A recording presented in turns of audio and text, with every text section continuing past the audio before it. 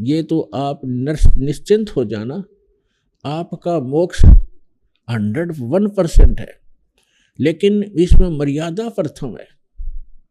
मर्यादा में रहोगे, भगवान सदा साथ रहेगा।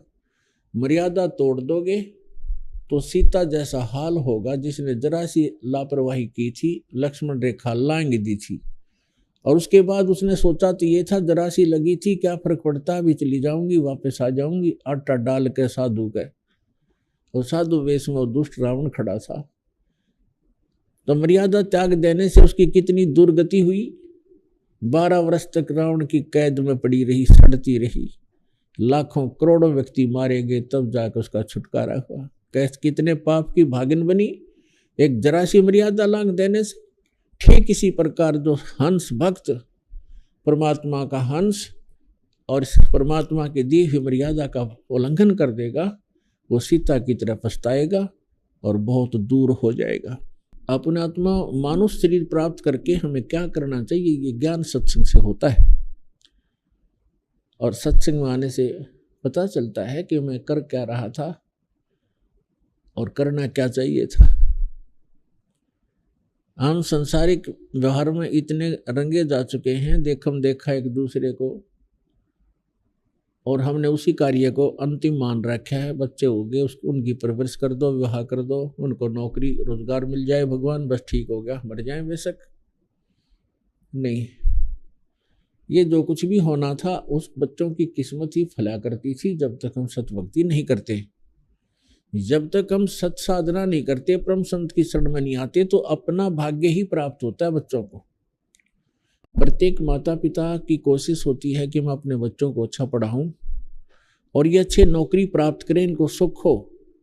लेकिन कितने प्रतिशत बच्चे सफल होते हैं और कितने प्रतिशत फिर वो सर्विस आदि प्राप्त कर पा रहे हैं, जो सभी एक ही उद्देश्य लेकर पढ़ रहे होते हैं।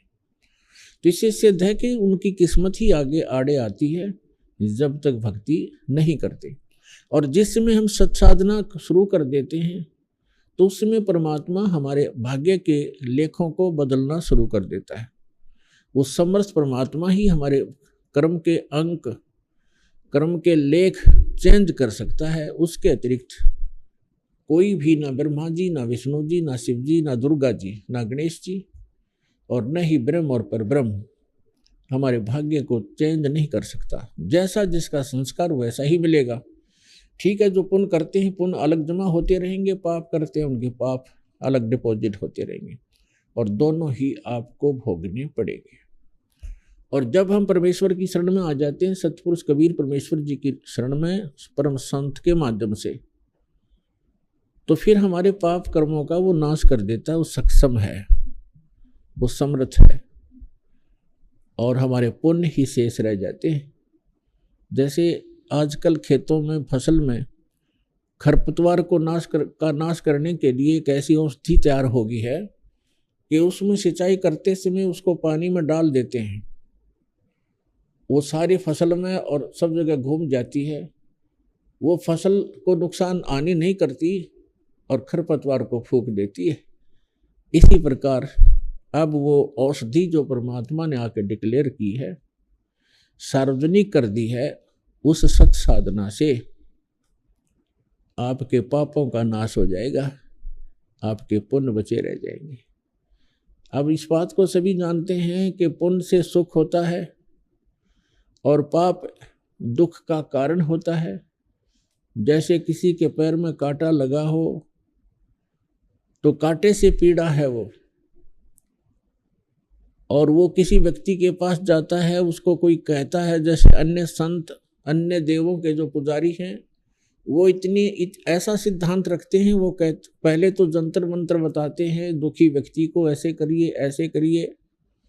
जब कुछ भी लाभ नहीं होता है तो कह देते हैं ये आपके प्रारब्ध के अंदर लिखा हुआ है, आपकी किस्मत में अंकित है, इस अंक को खत्म नहीं किया जा सकता, ये तो भोगने से ही पूरा होगा।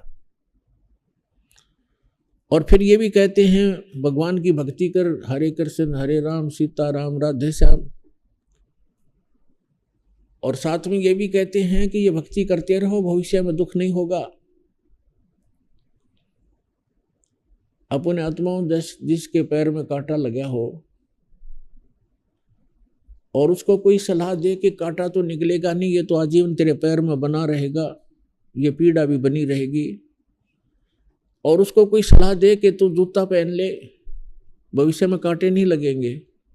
जूता, कांटा लगे पैर में जूता पहना नहीं जा सकता। दूना दर्द करे हो तो पहले कांटा निकले और फिर उसको राय दी जा कि जूता मत निकाल देना, नहीं तो भविष्य में ऐसा ही दुख तुम्हें फिर हो जाएगा। तो इस डर से फिर वो व्यक्ति जिसका कांटा निकल गया और जूते प्राप्त हुए, फिर वो इस डर से कभी जूता निकालेगा नहीं कि कहीं फिर से वो बिजली ना गिर जा, फिर कष्ट ना आ जाए। तो पुण्यात्माओं, जो दुख आज जिसको दुख है, जो दुख में भक्ति करते हैं वो भी अच्छी आत्माएं हैं, जो सुख में करते हैं उनका तो कहना ही क्या है। जो सुख में भक्ति कर रहे हैं वो कभी ना कभी विचलित अवश्य हो जाएंगे, और जो दुखी होकर के भगवान के चरणों में आते हैं उनको मालूम है सुख की कीमत का, और फिर वो कभी जिंदगी में डिस्टर्ब नहीं होंगे, क्योंकि उनको पता है कि यदि मैंने भगवान की ये भक्ति त्याग दी, जूता निकाल दिया, तो वो कांटे मेरे सफर में फिर से पैरों में लगने शुरू हो जाएंगे और मैं कदम भी नहीं चल सकूंगा।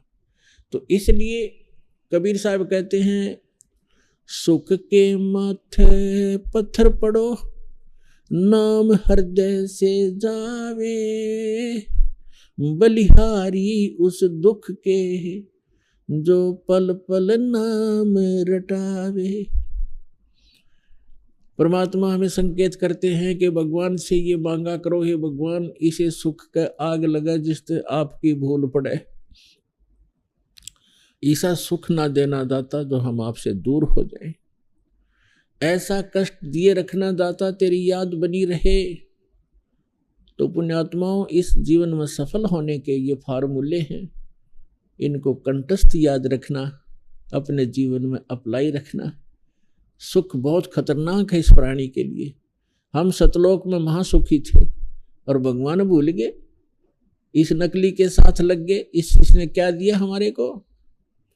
यहाँ ये दिया, कुत्ता बनाया, कुतिया बनाई, गधे बनाए, गोबर खिलाया, किसी के कैंसर, किसी की टांग कट गई, किसी की आंखें फूटी पड़ी हैं, कोई सड़ रहा है, कोई तड़फ रहा है, कोई टेंशन से, कोई हानि से दुखी, कोई किसी कारण से। तो ये दिया इसने हमारे को,